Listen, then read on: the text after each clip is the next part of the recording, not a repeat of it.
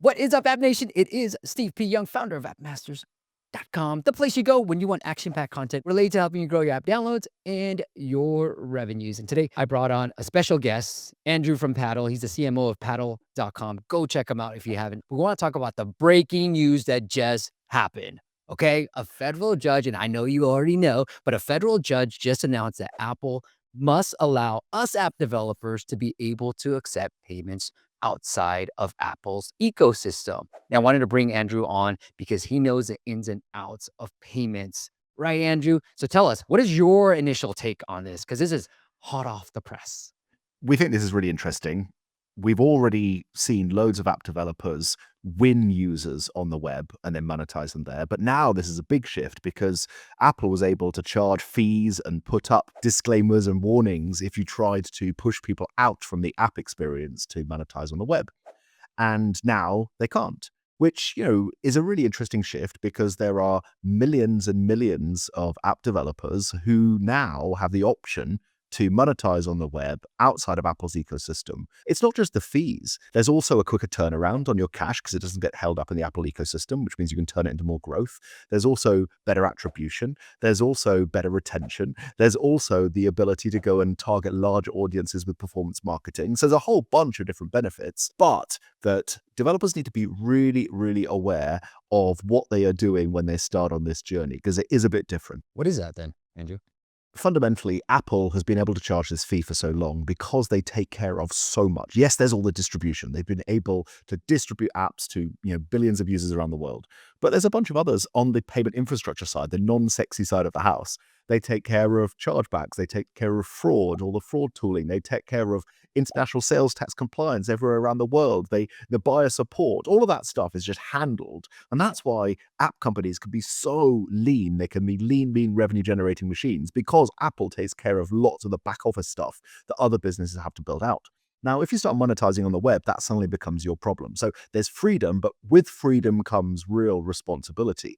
And the responsibility is to do all of those things I just mentioned. As you start scaling, and if you have significant volume on the App Store that you're now moving to web, that I think many people are starting to think about doing right away, you need to be ready for all of that complexity and compliance. Otherwise, you're going to find yourself skating on thin ice. And that's where a tool like with your payment processing, you take care of a lot of that stuff. I know you love a dad joke. So we think about you've got to do more, merchant of record, or DIY trying. Do more or DIY trying, right? The DIY payment stack is when you build on top of a PSP, like a Stripe, and then you have to stack in these tools. And we've seen this 1,000 times in the web space. You start off with a simple checkout, but then suddenly you realize that you've got to do subscription management. And then suddenly you realize you've got some fraud in the region. And suddenly you realize you need multiple payment methods for different regions. Suddenly you realize you want to charge in different currencies and different price points. Suddenly you realize you're non-compliant for tax and you're getting fined. Suddenly, all of these things you deal with reactively as you build that stack. And a merchant of record, Paddle, from day one, zero to IPO, has all of that, and you outsource that entire payments infrastructure for an extra point or two on the transaction fee. And then what that means is you don't have to focus on any of that stuff. It's taken care of. What about the refunds? When it comes to customers asking for refunds, there's a whole bunch of tooling that we've built out to help with that. So yeah, they come to Paddle if they want to ask for that refund, and we manage that. We make sure we're doing that on behalf of the consumer as well as the app developer, so it's all fair and transparent. And then when it comes to, as I mentioned, people actually canceling that subscription, on web there's a whole bunch of really interesting things you can do around cancellation flows.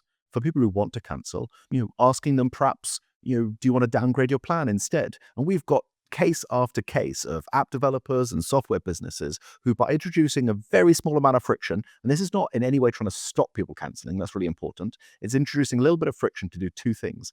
Gather a bit of insight. Why do you want to cancel? That's really good for our product teams. And secondly, what was it you loved about the app in the first place? And that puts them in a positive frame of mind before you then ask them, do you want to downgrade? Do you want to pause a plan? That's the one thing that I hated. And I know with these cancel flows, like we even do it too. People who cancel our, we have a membership site. But anyways, we try to win that. We go, hey, we have this other plan. A lot of them come back and they're like, yeah, and we make it super affordable as well.